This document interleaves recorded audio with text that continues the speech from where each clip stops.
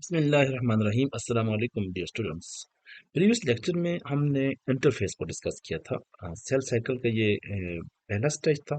और आज हम जो सेकंड पार्ट है सेल साइकिल का, जिसको डिवीजन फेज कहते हैं, उसमें माइटोसिस को डिस्कस करेंगे। इस लेक्चर में हम कोशिश करेंगे कि एसएलओ बेस्ड लर्निंग हो और साथ एसएलओ बेस्ड एमसीक्यूज और साथ एसएलओ एमसी बेस्ड जो शॉर्ट क्वेश्चंस हैं उनको भी हाईलाइट करेंगे कि किस किस्म के असल में क्वेश्चंस पेपर में पूछे जा सकते हैं। पेपर में क्वेश्चन पूछा जा सकता है, explain different stages of mitosis with diagram and at what stage cytokinesis takes place. ये एक्सरसाइज का भी क्वेश्चन है और ये जनरल क्वेश्चन भी पूछा जा सकता है। जी स्टूडेंट्स, प्रीवियस लेक्चर में हमने ये डिस्कस किया था कि जो सेल है, सेल उसका जो इंटरफेस होता है, इंटरफेस में जो 3 स्टेजेस होते हैं उनमें G1 था, S था और G2 था। G1 में S की प्रिपरेशन हो रही थी, S में डीएनए को हमने डबल किया, क्रोमोसोम्स को हमने डुप्लीकेट किया और G2 में हमने डिवीजन फेज की तैयारी की थी।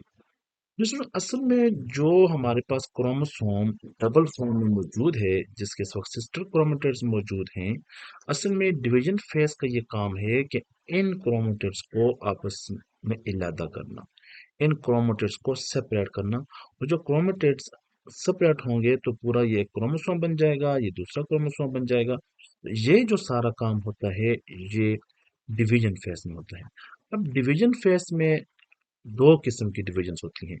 One is called the mitosis and second is called the meiosis. अब माइटोसिस और मियोसिस में क्या डिफरेंस है? माइटोसिस जो है ये सोमेटिक सेल में होता है। Mitosis takes place in the somatic cells while meiosis takes place in the germ cells. ठीक है, germ cells or gamete cells. In case of male, during gametes, in case of male, अगर हम mail की बात करें तो mail के case में स्पर्म के प्रोडक्शन के दौरान मियासिस होता है, जबकि फीमेल के केस में जो एग बनता है, एग की प्रोडक्शन के दौरान मियासिस होता है। तो during division phase cell undergo either mitosis और मियासिस। तो माइटोसिस कहाँ पे होगा? सोमेटिक सेल में होगा। और मियासिस कहाँ पे होगा? जर्म सेल्स में होगा, गैमीट सेल में होगा, जिसके दौरान स्पर्म बनेंगे इन केस ऑफ मेल और एग बनेंगे इन केस ऑफ द फीमेल। तो मियासिस को हम नेक्स्ट लेक्चर में डिस्कस करेंगे। आज के लेक्चर में हम डिस्कस करते हैं माइटोसिस को। तो माइटोसिस की अगर हिस्ट्री की बात करें तो एक जर्मन बायोलॉजिस्ट थे जिनका नाम था वाल्टर वाल्थर फ्लेमिंग। तो वाल्थर फ्लेमिंग ने 1880 में ये detailed account stage of gave the detailed account of the stages of cell division. So Walter Fleming was the first person who gave the detailed study of the stages of the mitosis, sorry cell division. तो इसको हम कहते हैं history.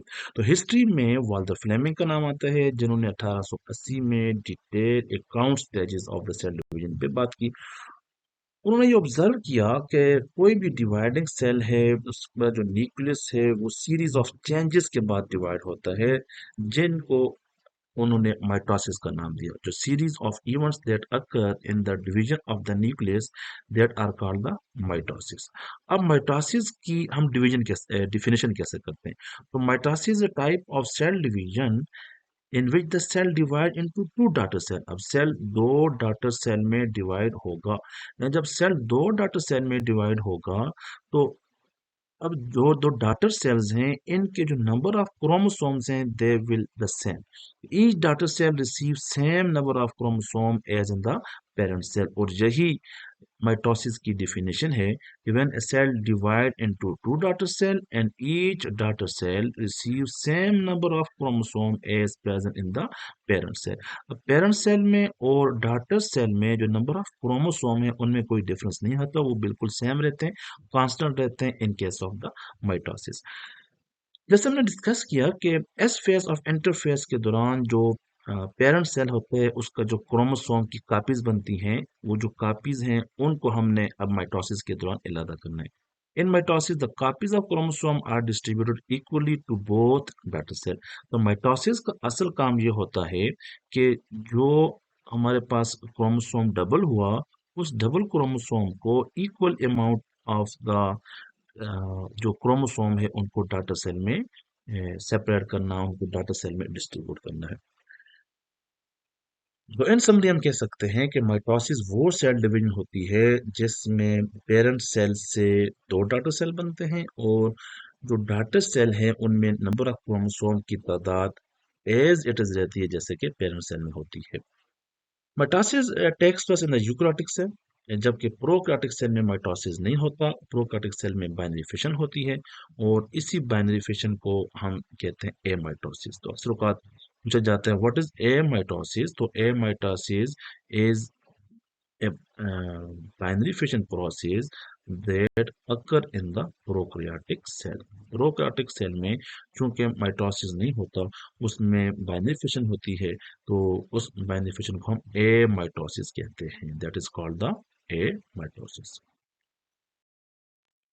अब question arises, ये एक एस्ट्रोलॉग question है, बहुत इंपॉर्टेंट क्वेश्चन है कि माइटोसिस सॉरी एस्ट्रोलॉग क्वेश्चन में अगर हम देखें तो ये बहुत इंपॉर्टेंट क्वेश्चन है कि why prokaryotic cell do not undergo the mitosis.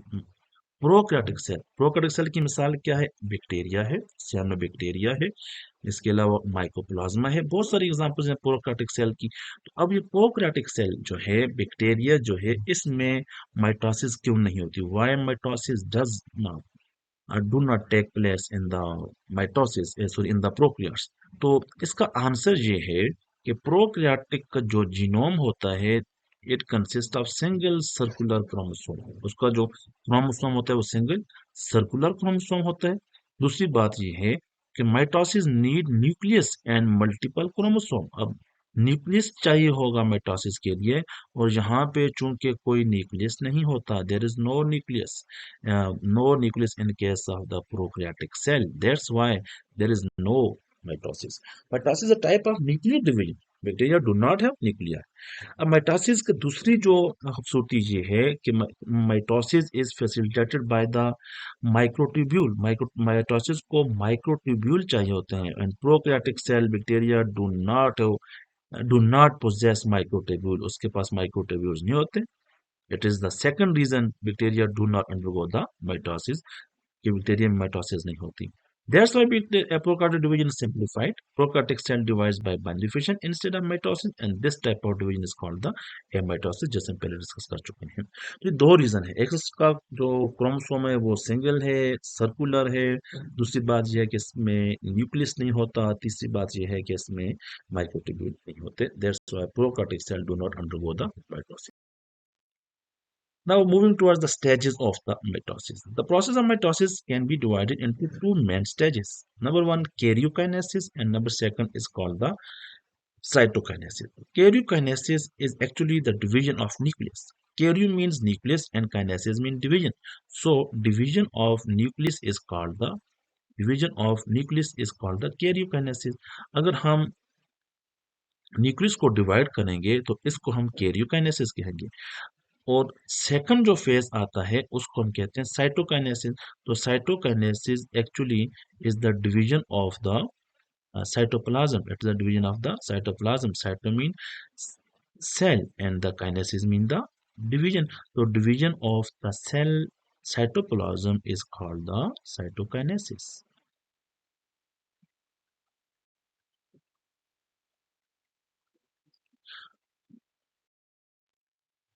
अब हम डिस्कस करते हैं कैरियोकाइनेसिस को। तो karyokinesis that is the division of the nucleus. जैसे हमने डिस्कस किया कि division of the nucleus is called the division of nucleus is called the karyokinesis. अब इसमें हमने न्यूक्लियस को डिवाइड करना है, तो न्यूक्लियस को मतलब न्यूक्लियस के दो हमने न्यूक्लियस लेके आने हैं, और जब ज़ाहिर है दो न्यूक्लियस आएंगे तो उसको उसके बाद फिर हम सेल का साइटोप्लाज्म को डिवाइड करके हम जो है ना फिर दो सेल बना लेंगे। तो karyokinesis is the division of the nucleus. It further consist of different phases। Number one, prophase, metaphase, anaphase, and the telophase. Fourth is called the telophase. What is prophase? Normally, the genetic material in the nucleus is in a loose thread-like form called the chromatin. आमतौर पर जो chromosome होता है वो इस thread की तरह का होता है, थ्रेड लाइक स्ट्रक्चर होता है। तो जब प्रोफेस आता है तो ये क्रोमोटिन जो है इसको हम क्रोमोटिन कहते हैं। जो थ्रेड लाइक स्ट्रक्चर होता है ना in the nucleus, thread like structure of the chromate of the chromosome is called the chromatin. इसको हम क्रोमेटिन कहते हैं। ठीक है। तो जब प्रोफेस आता है, जो क्रोमेटिन जो होता है ये कंडेंस होता है। कंडेंस का मतलब होता है थिक होना। ये थिक होगा और साथ ये शॉर्ट होगा, थिक एंड शॉर्ट। ठीक है। क्रोमेटिन थिक एंड शॉर्ट होगा। तो जब थिक एंड शॉर्ट होगा तो ये क्या होगा, ये कन्वर्ट हो जाएगा क्रोमोसोम में। ये एक ऑर्डर स्ट्रक्चर बन जाएगा, इसको हम क्रोमोसोम कहते हैं, जो पहले से ही डिवाइड हो चुका है, जो पहले से ही डिवाइड हो चुका है, अब इस फॉर्म में आ जाएगा। तो chromatin is converted into the chromosome form in the prophase. तो जैसे हम डिस्कस कर चुके हैं कि since the genetic material has already been duplicated early in the S phase, तो S phase में ये पहले ही डुप्लीकेट हो चुका है। तो अब डुप्लीकेटेड की जो फॉर्म है वो ये है। अगर सिंगल क्रोमोसोम है तो वो इस फॉर्म में आएगा, अगर डबल फॉर्म उसकी डुप्लीकेटेड फॉर्म है तो वो इस फॉर्म में आएगा। अब चूंकि इसमें दो सिस्टर क्रोमेटिड्स मौजूद हैं, तो अब यही हमारा असल मकसद है कि इन सिस्टर क्रोमेटिड्स को हमने क्या करना है, हमने सेपरेट करना है, हमने इलादा करना है during this phase, during M phase. और माइटोसिस में चूंकि सोमेटिक सेल में होते हैं तो नंबर ऑफ क्रोमोसोम रिमेन रहेंगे। तो each chromosome consist of two sister chromatids. जैसे ये मौजूद हैं, ये सिस्टर क्रोमेटिड्स हैं, ये इसका सिस्टर क्रोम, ये दोनों आपस में सिस्टर क्रोमेटिड्स हैं। अब ये दोनों अटैच हैं with each other at the centromere. अब ये जो लोकेशन है इसको हम सेंट्रोमेयर कहते हैं। तो chromosome are attach with each sorry chromatids are attach with each other at the centromere. तो इस स्टेज में अब क्रोमोसोम जो है वो विजिबल होते हैं under the microscope. At this stage chromosome can be visible under the microscope. Animal cell में टू पेयर्स ऑफ सेंट्रियोल्स होते हैं। अब यहाँ पे हम स्टार्ट करने जा रहे हैं कि स्पेसिफिकली जो मैकेनिज्म ऑफ माइटोसिस वो कैसे होगा। एनिमल सेल में चूंकि दो पेयर ऑफ द सेंट्रियोल्स होते हैं। अब वो जो सेंट्रियोल जिनको हम कलेक्टिवली क्या कहते हैं, जिनको हम कलेक्टिवली कहते हैं सेंट्रोमियर। ठीक है। अब ये आपके पास जो जब इसके इर्द एक मेम्ब्रेन आ जाएगी ना, इसको हम सेंट्रोमियर कहेंगे। तो in animal cell two pairs of centrioles collectively called the centromere move to the opposite pole. Centriole make a network of spindle fibers between the two poles. अब ये जो आपके पास सेंट्रियोल हैं, ये एक सेंट्रियोल इधर मूव करेगा, चूंकि ये भी डिवाइड हो चुके हैं G2 फेस में, और दूसरा सेंट्रियोल इधर मूव करेगा। अब इसकी एग्जांपल ले लेते हैं। मिसाल के तौर पर ये एक सेंट्रियोल था, ठीक है, ये दूसरा सेंट्रियोल था। तो ये दूसरा सेंट्रियोल था, एक सेंट्रियोल इस तरफ मूव कर जाएगा, तो ये दूसरा सेंट्रियोल अब यहाँ पे आ जाएगा। ठीक है। इस तरह से फिर इनसे स्पिंडल फाइबर्स निकलेंगे, और ये स्पिंडल फाइबर फिर हमें हेल्प करेंगे in the arrangement of the chromosome and in the separation of the chromosome. Mitotic apparatus क्या होता है? तो the complete set of spindle fibres called mitotic apparatus। अब जो स्पिंडल फाइबर का कंप्लीट जो सेटअप होता है उसको माइटोटिक apparatus कहते हैं। इसका क्या मतलब है? Three sets of spindle fibres arise from each centriole. अब जो सेंट्रियोल होता है, फॉर एग्जांपल ये सेंट्रियोल है, अब एक सेंट्रियोल इधर मौजूद है, ठीक है, और दूसरा सेंट्रियोल इधर मौजूद है। अब इस सेंट्रियोल से भी कुछ आपके पास स्पिंडल फाइबर्स निकलेंगे, ठीक है, और इधर से भी निकलेंगे। अब इनकी थ्री टाइप्स हैं, एक इधर आएगा और दूसरा इधर आएगा। ठीक है। अब एक जो है ना, टोटल थ्री है, वन, टू एंड थ्री। अब इन तीनों की डिफिनेशन कैसे होगी? तो three sets of spindle fibres arise from the each centriole. Her centriole से तीन स्पिंडल फाइबर्स निकलेंगे। Number one is called astral microtubule. ये जो बाहर की तरफ से निकले हैं ये वाले, जिनको मैंने नंबर वन कह दिया, ये एस्ट्रल माइक्रोट्यूब्यूल्स हैं। ये कौन से माइक्रोट्यूब्यूल्स हैं? ये एस्ट्रल माइक्रोट्यूब्यूल्स हैं।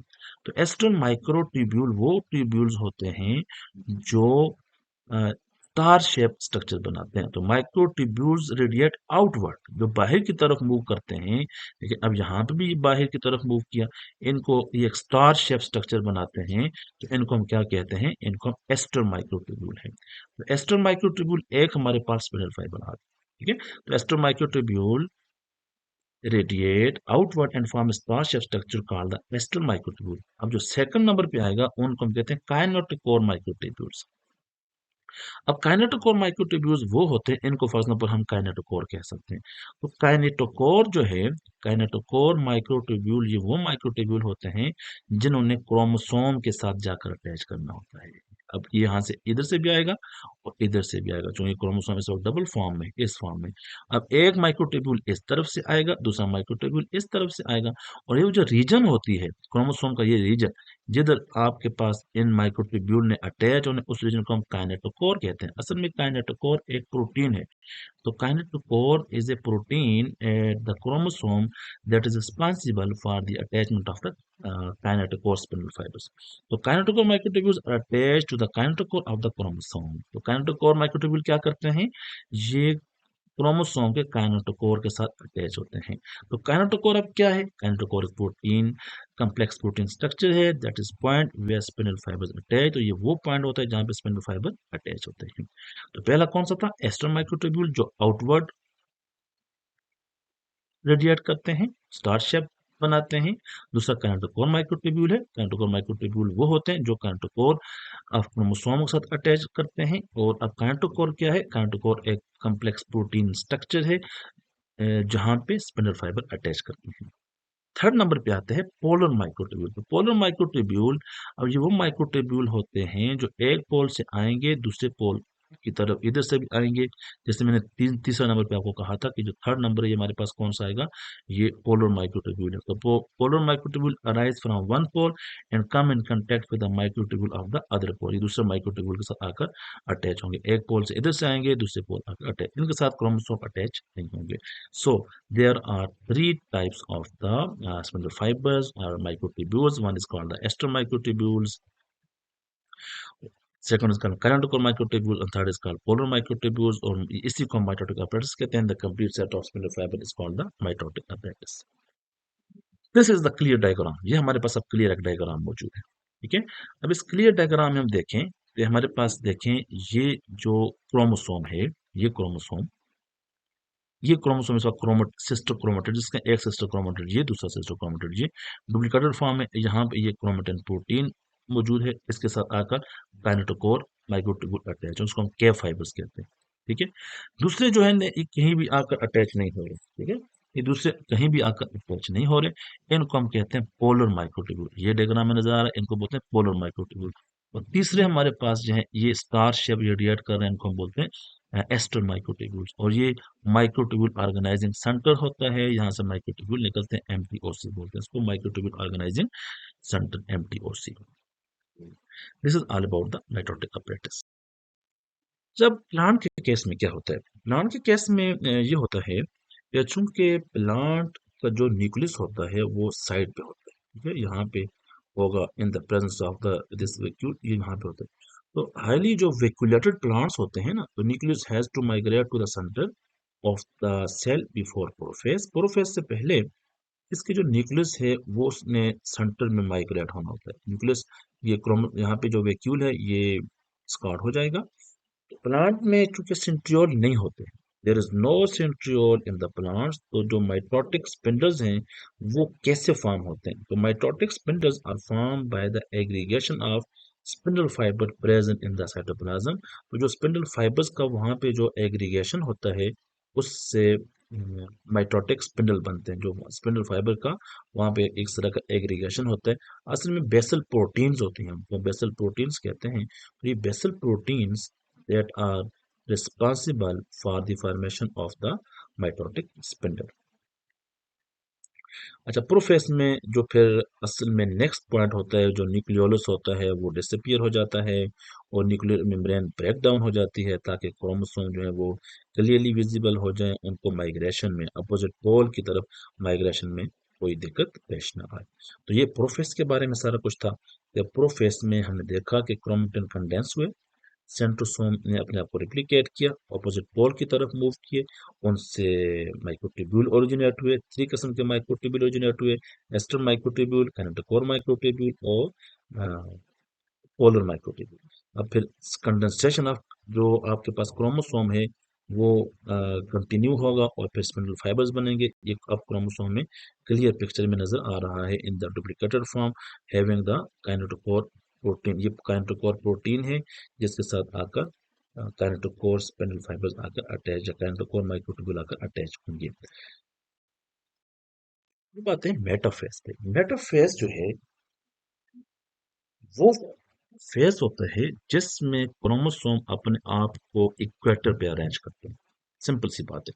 When spindle fibres have grown to sufficient length, जब स्पिंडल फाइबर्स इतने ग्रो कर जाएंगे कि इनकी ग्रोथ इतनी ज्यादा हो जाएगी कि क्रोमोसोम यहाँ पे अटैच हो सके। ठीक है, यहाँ पे काफी इनकी ग्रोथ हो चुकी है। ये स्पिंडल फाइबर्स की ग्रोथ है। ठीक है, तो हम पहले पढ़ चुके हैं कि 3 किस्म के स्पिंडल फाइबर्स हैं, एस्टर माइक्रोट्यूब्यूल्स हैं, इसके अलावा पोलर हैं और इसके अलावा कैरोटिकोर हैं। When spindle fibers have grown to sufficient length, some spindle fibers known as kinetochore fibers, कुछ को हम kinetochore fibers कहते हैं, तो वो क्या करते हैं, वो अटैच होते हैं with the kinetochore of the chromosome. तो kinetochore ऑफ द क्रोमोसोम के साथ आकर अटैच हो जाएंगे। फॉर एग्जाम्पल ये है, ये है।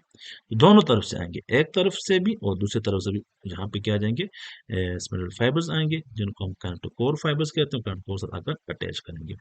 इस तरह यहाँ पे एक पूरी एक प्लेट बन जाएगी, इसको हम बोलते हैं मेटाफेस प्लेट। क्या बोलेंगे इसको हम, इसको मेटाफेस प्लेट बोलेंगे। तो ये मेटाफेस प्लेट है, यहाँ पे आकर क्रोमोसोम अपने आप को अरेंज करेंगे at the centre. Metaphase plate कहते हैं इसको।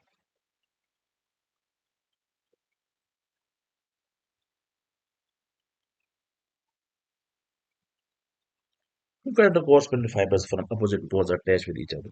जैसे हमने डिस्कस किया कि एक जो स्पिंडल फाइबर्स है, जो काइनेटोकोर स्पिंडल है, वो एक पोल से आएगा, दूसरा दूसरे पोल से आएगा और फिर क्रोमोसोम से आकर अटैच हो जाएंगे। A number of other fibres non kinetochore from the opposite centre में अटैच विद ईच अदर, जो दूसरे हैं वो आपस में आकर अटैच हो जाएंगे। फॉर एग्जाम्पल इससे क्रोमोसोम अटैच नहीं होना, या आपस में अटैच हो जाएंगे। ठीक है, तो जो अदर फाइबर्स हैं जिनको नॉन काइनेटोकोर कहते हैं, जिनको पोलर माइक्रोट्यूब्यूल्स कहते हैं, वो opposite a number of other fibers जिनको non cantochore from the opposite centrosome attach with each other, तो वो एक दूसरे के साथ आकर अटैच हो जाएंगे।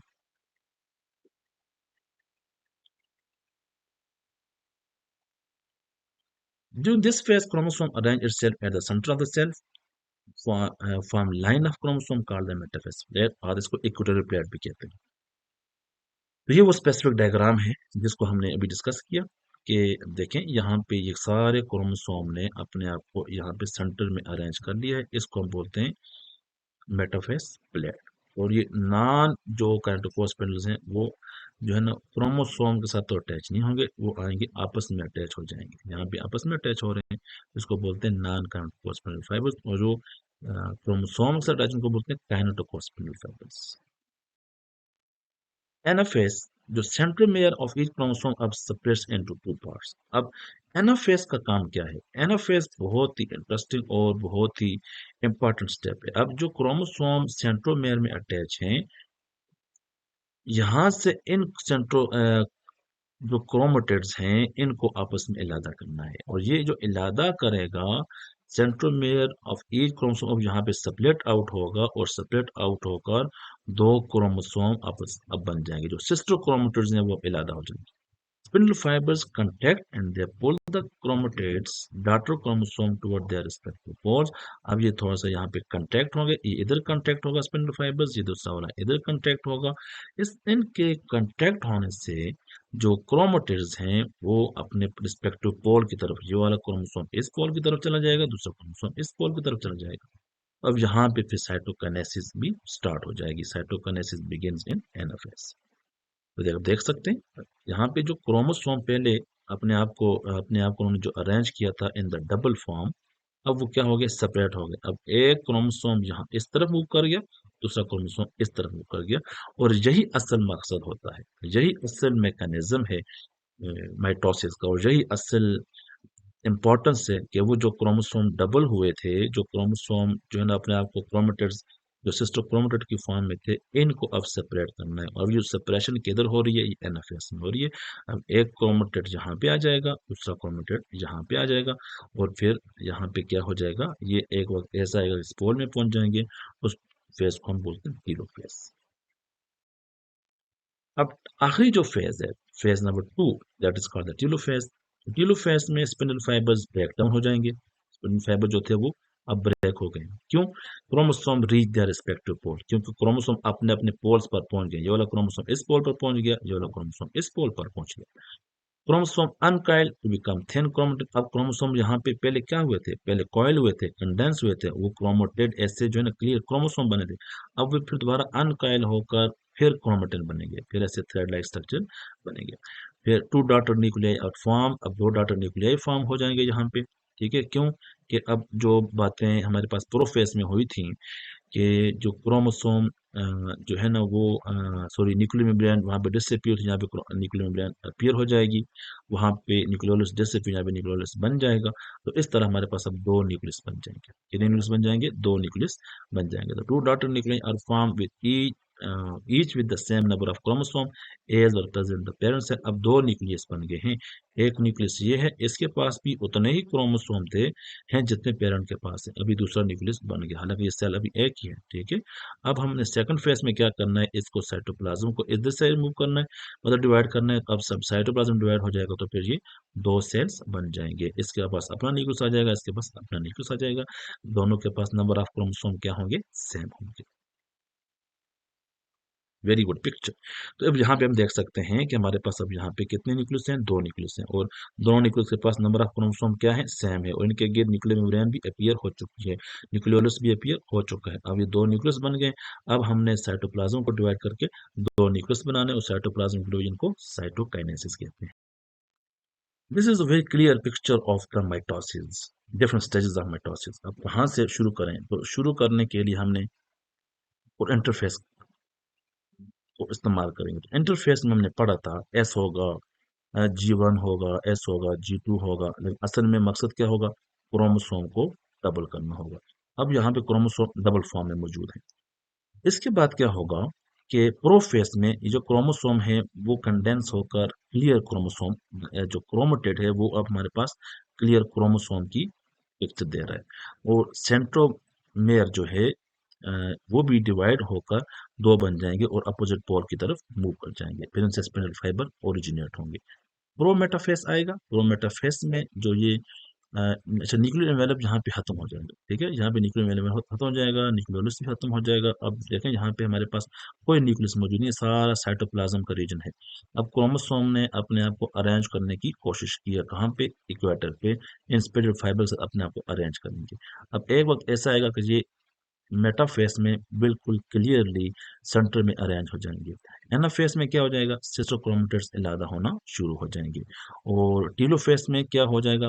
अपने वो पोल पर पहुंच जाएंगे, और पोल पर पहुंचने के बाद उनके ये न्यूक्लियर मेम्ब्रेन बन जाएगी, और न्यूक्लियर मेम्ब्रेन बनने के बाद दो न्यूक्लियस बन जाएंगे, और जो स्पिंडल फाइबर्स हैं वो ब्रेक हो जाएंगे, और दोनों सेंट्रियोल अपने अपने पोल पर पहुंच जाएंगे। इस तरह दो न्यूक्लियस बन गए हैं। अब जो साइटोकाइनेसिस होगा, सेल दरमियान से जो है वो दो सेल बनेगी। ये जो सेल हैं, ये दो डॉटर सेल इनको हम कहते हैं, क्योंकि इन डॉटर सेल में नंबर ऑफ क्रोमोसोम्स वही हैं जो इस पेरेंट सेल में थे। तो पेरेंट सेल जब डिवाइड हुआ, तो पेरेंट सेल डिवाइड होने के बाद दो डॉटर सेल बनेंगे, टू डॉटर सेल बनेंगे, और दोनों डॉटर सेल के पास जो नंबर ऑफ क्रोमोसोम है, टू डॉटर सेल्स, और क्रोमोसोम की जो तादाद है वो सेम है, सेम नंबर ऑफ क्रोमोसोम। ठीक है, तो this is all about the mitosis. ठीक है, तो हम देखते हैं साइटोकाइनेसिस को, कि साइटोकाइनेसिस असल में कैसे होता है। तो साइटोकाइनेसिस का जो एसोलो क्वेश्चन है वो जो बहुत इंपॉर्टेंट है, कि डिफाइन साइटोकाइनेसिस। ठीक है, right the mechanism of cytokinesis in animals and plants. या ये भी आ सकता है, differentiate between cytokinesis of animals and cytokinesis of plants, और ये 2023 के पेपर में आ भी चुका है। ठीक है, 22 अक्टूबर का ये पेपर था, उसमें ये आ चुका है कि differentiate between the cytokinesis of the animals and the plants. तो जैसे मैंने डिस्कस किया है कि जब न्यूक्लियस डिवाइड होगा, after division of nucleus, division of cytoplasm takes place. Division of nucleus के बाद साइटोप्लाज्म को लाजमी डिवाइड होता है। Division of cytoplasm is called cytokinesis. Cytokinesis is different in both animals and plants. Plant और animals दोनों में साइटोकाइनेसिस डिफरेंट होता है। मैकेनिज्म ऑफ साइटोकाइनेसिस एनिमल्स की बात करें तो plasma membrane in the centre of the cell folds inward. जो प्लाज्मा मेम्ब्रेन होती है वो एनिमल सेल के केस में वो इनवर्ड मूव करती है, इनवर्ड फोल्ड करती है, इसको बोलते हैं cleavage furrow. This inward folding form cleavage, इससे क्लीवेज बनता है और फरोज बनता है, फरोज। दिस फोल्ड और फरोज डीपन्स, जो मजीद डीप होता है, गहरा हो जाता है, and extends the entire equator, और ये सारी इक्वेटर को एक्सटेंड करते हुए divide the parent cell into daughter cell. इससे अब दो डॉटर सेल बन जाते हैं। अब देखें यहाँ पे क्लीवेज फरो बन गया। अब क्लीवेज फरो बनने के बाद ये मजीद डीप हुआ, मजीद डीप होने के बाद ये क्या हो गया, ये दो डॉटर सेल में तकसीम हो गया। तो सिंपल सी बात है कि cleavage furrows form in case of cleavage furrows form in case of animal cell. ठीक है, वो फिर मजीद डीप होगा, मजीद डीप होने के बाद फिर साइटोप्लाज्म दो पार्ट में तकसीम हो जाए, दो डाटा सेल बन जाए। Mechanism of cytokinesis in plants is different than the animal cell. Plant cell में क्या होता है, in plant cell during cytokinesis vesicle derive from Golgi bodies move to the middle of the cell and fuse to form membrane bound disc called the cell plate और the phragmoplast. तो चूंकि यहाँ पे जो गाल्जी बॉडीज होती हैं, उन गाल्जी bodies से एक वेजिकल्स आते हैं, क्या आते हैं, वेजिकल्स आते हैं, छोटे छोटे एक राउंड किस्म के वेजिकल्स आते हैं। वो वेजिकल्स क्या करते हैं, वो जो वेजिकल गोल्गी बॉडी से ड्राइव होते हैं, वो मिडल ऑफ द सेल पे आते हैं, वहां पे फ्यूज करते हैं, और उन के फ्यूजन के बाद एक मेम्ब्रेन बाउंड डिस्क बनती है, जिस डिस्क को हम कहते हैं सेल प्लेट। क्या कहते हैं इसको, सेल प्लेट कहते हैं, या इसको हम फ्रेगमोप्लास्ट कहते हैं। सेल प्लेट और द फ्रेगमोप्लास्ट। ठीक है, और यही फिर सेल प्लेट बाद में जाकर फिर सेल वॉल बनाती है, और फिर उससे दो सेल बनते हैं। The plate grows outwards and move more vesicle fuse with it. उसकी फिर मजीद ग्रोथ होती है, मोर वेजिकल आकर उससे अटैच होते हैं। Finally the membrane of the cell plate fuses with the plasma membrane and then the cell wall, then to the cell wall. This result two daughter cell each bounded by its own plasma membrane and the cell wall। और फिर दो cell बन जाते हैं, उनकी अपनी plasma membrane होती है, फिर अपनी सेल वॉल होती है। इस तरह दो सेल बन जाएंगे। अब ये सेल वॉल है हमारे पास। अब यहाँ पे vesicles containing cell wall material. अब यहाँ पे चूंकि ये जो वेजिकल हैं, मैंने पहले डिस्कस किया कि इनमें सेल वॉल का मटेरियल है, और सेल वॉल हमारे पास गोल्गी एप्परेटस ही बनाता है। अब ये सेल वॉल जो है, ये जो वेजिकल्स हैं, ये मजीद फ्यूज होकर क्या बना लेंगे, जैसे सेल प्लेट बनाएंगे, जिसको हम फ्रेगमोप्लास्ट भी कहते हैं। और ये एक वक्त ऐसा आएगा कि यहाँ पे प्लाज्मा मेम्ब्रेन के साथ आकर फ्यूज कर जाएगी, ये इधर से आगे करीब तक, और फिर दो डॉटर सेल बन जाएंगे। दोनों के पास अपनी प्लाज्मा मेम्ब्रेन है, दोनों के पास अपनी सेल वॉल है, और सेल दो पार्ट्स में तकसीम हो जाएगा। This is difference between the cytokinesis of the plants and mitosis animals and mitosis plants के दरमियान क्या फर्क है। तो अक्सर ये भी क्वेश्चन पूछा जा सकता है, डिफरेंशिएट बिटवीन एसोलो क्वेश्चन है, बहुत इंपॉर्टेंट ये एसोलो क्वेश्चन है, ये डिफरेंशिएट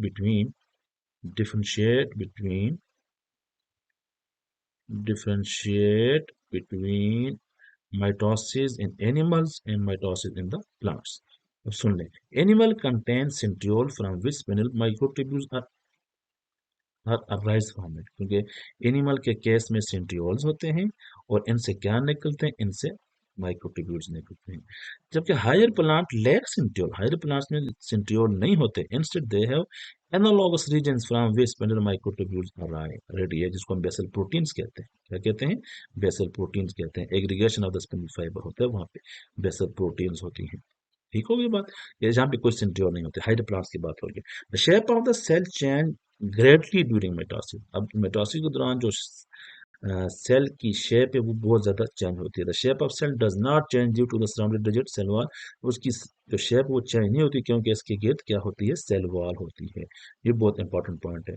थर्ड पॉइंट क्या है, cytokinesis take place through cleavage furrows. Cytokinesis में क्लीवेज फरो के थ्रू होता है, जबकि यहाँ पे cytokinesis in plants takes place by the formation of the phragmoplast. ये लफ्ज़ है by the formation of the phragmoplast, जिसको हम सेल प्लेट भी कहते हैं। एनिमल सेल डिवाइड एवरीवेयर, जबकि plant cell divide in meristem. तो सिर्फ मेरिस्टेम जो है ना वो सेल डिवाइड करते हैं, जबकि एनिमल सेल में हर सेल डिवाइड करते हैं, इनको हम कहते हैं ना growing parts of the plants. जिस तरह टिप्स ऑफ द रूट्स हो गए और टिप्स ऑफ द शूट्स हो गए, तो मेरिस्टेमेटिक टिश्यूज जो हैं उनमें एबिलिटी होती है फॉर द डिवीजन। एक इम्पॉर्टेंट क्वेश्चन है कि what is the significance of the mitosis. यहाँ पे ये क्वेश्चन पूछा जा सकता है और ये एक्सरसाइज का क्वेश्चन भी है। Mitosis very significant for normal cell survival, justify the statement. अब नॉर्मल सेल सर्वाइवल के लिए जो माइटोसिस है ये बहुत इंपॉर्टेंट है। इसको अब प्रूफ करें, प्रूफ करने जस्टिफाई का मतलब प्रूफ करना। तो सिग्निफिकेंस ऑफ माइटोसिस में देखें तो mitosis play significant role in the life of living organism. Some important significance of mitosis are discussed below. Number 1, development and growth. The number of cells within an organism increase by mitosis, and this is the base of development from the single to cell to zygote to the multicellular body। तो ये जो हमारे पास जब zygote बनता है, zygote जब बनेगा, एक तरफ से स्पर्म आएगा, जैसे हमने डिस्कस किया कि मियासिस होगी स्पर्म में और एग में, तो दोनों के बाद क्या बन जाएगा, एक डिप्लॉइड सेल बन जाएगा। इसको बोलते हैं जाइगोट। तो अब ये जाइगोट जो है, इससे पूरा एक जो फीटस बनेगा, पूरा एक मल्टीसेलुलर बॉडी बनेगी, जो बेबी बनेगा। इस पूरे प्रोसेस के दौरान क्या होगी, माइटोसिस होगी। तो माइटोसिस का असल मकसद क्या है, mitosis help in the growth and the development. Size of an organism increase by the process of mitosis, that is called the growth of the organism. अब जो साइज है, एक ऑर्गेनिज्म इतना जो है ना वो छोटा है, इसका साइज आस्ते आस्ते कैसे बड़ा होता है, इसका साइज बड़ा होने की जो वजह है दैट इज द माइटोसिस। अगर माइटोसिस होगी तो साइज बड़ा होगा, अगर माइटोसिस नहीं होगी तो साइज बड़ा नहीं होगा। It means growth totally depends on the mitosis. ये हम देख सकते हैं कि ये हमारे पास जो है ना, ये सिर्फ एक जाइगोट है, इसमें डिवीजन हुई, ये 2 सेल बने, फिर 4 सेल बने, फिर 8 सेल बने, ब्लास्टोला ब्लास्टूला बना, बहुत सी बातें इसमें, फिर जर्म लेयर बनी, और पूरा जो है ना ये सारे प्रोसेस जो है ना ये माइटोसिस से होते हुए ये पूरा एक फीटस बन जाता है। तो development and growth depends on the mitosis. Repair of worn out parts, cell replacement. अब बॉडी के जो वर्न आउट पार्ट्स होते हैं वो भी माइटोसिस ही से रिपेयर होते हैं। Mitosis ensures proper replacement of lost cells by new cell. जो लॉस्ट सेल्स होते हैं उनको रिप्लेस कौन करते हैं, न्यू सेल्स करते हैं। अब न्यू सेल कैसे बनेंगे, माइटोसिस के थ्रू बनेंगे। For example, each time you brush your teeth and rinse your mouth, hundreds of dead and worn out cheek cells are being shed into your saliva। जब हम brush करते हैं या फिर अपने माउथ को रिंस करते हैं, तो हमारे माउथ से, हमारे सलाइवा में बहुत से चीक सेल जो है ना वो लॉस होते हैं। तो these dead cell are constantly being replaced by the process of mitosis. तो ये जो डेड सेल्स होते हैं इनको कौन रिप्लेस करता है, इनको माइटोसिस के प्रोसेस से ही न्यू सेल बनते हैं। For example, skin and digestive tract cells are constantly sloughed off and replaced by new ones. Digestive tract और स्किन के जो कॉन्स्टेंटली रिमूवल जो होते हैं सेल, उनको भी माइटोसिस के थ्रू ही रिप्लेस किया जाता है। Similarly, red blood cells have short lifespan, about 4 months, and new red blood cells are formed by the mitosis. Asexual reproduction in plants. Many organisms reproduce through asexual reproduction. Asexual reproduction in plants and some animals occur due to mitosis. For example, in plants cutting हो गई, grafting हो गई, budding हो गई, ये सारे asexual process हैं और ये सारे mitosis के थ्रू ही होते हैं। Vegetative parts like the roots, shoots, flowering plants, इनमें भी जो growth होती है, बाजू का इनको भी हम इस्तेमाल करके reproduction करते हैं, तो ये भी माइटोसिस के थ्रू हो रही है। एनिमल्स में hydra reproduce asexually by the budding। Regeneration. Regeneration is the renewal of the organism or worn out part। अब कोई organism अपने parts को लॉस कर देता है, फॉर एग्जाम्पल lizard हो गए या सी स्टार हो गए, इनका जब एक स्पेसिफिक पार्ट जो लॉस हो जाएगा, ठीक है, तो ये दोबारा, ये जो लास्ट पार्ट है दोबारा रीजनरेट हो जाता है। Regeneration of the tail in lizard. So regeneration is done by the process of the mitosis. Regeneration of tail in lizard, C star regenerates its lost arm through the mitosis. Hydra regenerates whole body from piece of the body. Hydra एक अपने piece से पूरे body को regenerate कर सकता है। तो regeneration the starfish, अब इसके अगर कोई एक पार्ट को आप कट कर दें स्टारफिश के, तो इससे इसका बॉडी पार्ट दोबारा रिजनरेट हो जाएगा। तो हाइड्रा के केस में ये होता है कि उसको आप हाइड्रा को क्या कर दें, हाइड्रा को उसके किसी पार्ट को आप कट कर दें, या प्लेनेरिया के केस में भी बात होती है, उससे पूरा ऑर्गेनिज्म दोबारा रिजनरेट हो जाएगा। तो ये सारे प्रोसेस क्यों हो रहे हैं? ये प्रोसेस हो रहे हैं because of the process of the mitosis. Healing of wounds, mitosis also responsible for healing of wounds. कोई जख्म लग जाता है तो जख्म को भरना किसका काम है? जख्म का जो भरना है, जो जख्म का ठीक होना है, वो कौन करता है? वो माइटोसिस के थ्रू ही होता है। मेंटेनेंस ऑफ क्रोमोसोम, क्रोमोसोम की तादाद मेंटेन रहती है throughout the generation because of the process of mitosis. तो mitosis help in the maintenance of chromosomal set. Each data cell receive chromosomes that are like in composition and equal in number of the chromosome of the parent cell। तो ये mitosis की खूबसूरती है कि mitosis में जो number of chromosome है वो हमेशा सेम रहते हैं। This is all about the process of the mitosis. हमने डिस्कस किया कि माइटोसिस क्या होता है, माइटोसिस में कौन कौन से फेजेस होते हैं, प्रोफेज, मेटाफेज, एनाफेज, टीलोफेज, ये सारे कैरियोकाइनेसिस के स्टेप्स हैं। और फिर साइटोकाइनेसिस को डिस्कस करके हमने दो डाटर सेल बनाए और each daughter cell have the same number of chromosome, और दो डाटर सेल बनते हैं। अब हम रिव्यू क्वेश्चंस लेते हैं कि जो हमने डिस्कस किया असल में वो हमने किस हद तक हासिल किया। क्वेश्चन नंबर 1 है, who provided the detail account of the stages of cell division and name the process of mitosis. वो कौन से साइंटिस्ट हैं जिन्होंने स्टेजेस ऑफ सेल डिवीजन को डिटेल से डिस्कस किया और माइटोसिस के प्रोसेस को नाम दिया? Gregor Mendel, Charles Darwin, C Walter Flemming, and Louis Pasteur. What is the best answer? Best answer is the Walter Flemming. हमने सबसे पहले स्लाइड में ये डिस्कस किया है। What is the primary outcome of mitosis? Mitosis का सबसे primary outcome क्या है? The cell divide into three daughter cell, the cell divide into two daughter cell, the cell divide into four daughter cell, the cell divide into four parent cell। तो mitosis के दौरान दो daughter cell बनते हैं, the cell divide into two daughter cells। During which phase of the cell cycle does the cell makes a copy of each chromosome? अब कौन से cell cycle के कौन से फेज में जो है ना वो सेल अपने क्रोमोसोम पीस बनाता है? तो that is during the S phase, जिसको हम सेंसिस फेज कहते हैं, जिसमें डीएनए रेप्लिकेट होता है। ये भी हम इंटरफेस में डिस्कस कर चुके हैं और इस लेक्चर में दोबारा भी डिस्कस किया।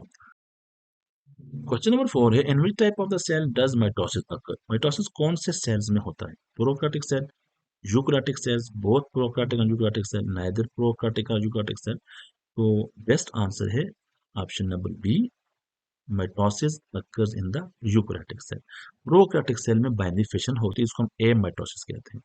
What is the term used for cell division in prokaryotic cell that is different from mitosis? तो प्रोकैरियोटिक सेल में जो सेल डिवीजन होती है उसको हम बाइनरी फिशन कहते हैं। क्या कहते हैं? Binary fission. Chromatin network is visible during, chromatin network कब विजिबल होते हैं? During the prophase. Cytoplasm become more viscous during, तो cytoplasm become more viscous during the prophase. The spindle fibers are composed of RNA and proteins called insulin, tubulin, actin और myosin, इसको हम tubulin कहते हैं। No fibers composed of RNA protein are called the tubulin proteins।